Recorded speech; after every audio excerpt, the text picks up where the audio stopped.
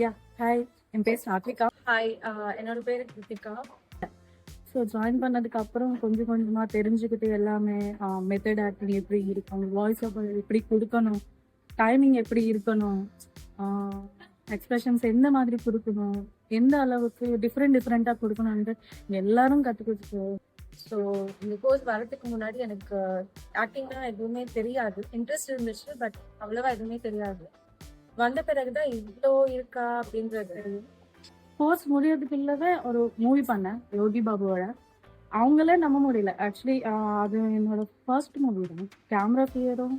கேமராக்கானாலும் dialogue ஆனாலும் ஒரு 150-200 members முன்னாடி அந்த அளவுக்கு ஒரு கான்ஃபிடன்ஸ் கொடுத்துருக்காங்க கலை சார் அண்ட் ஜானா.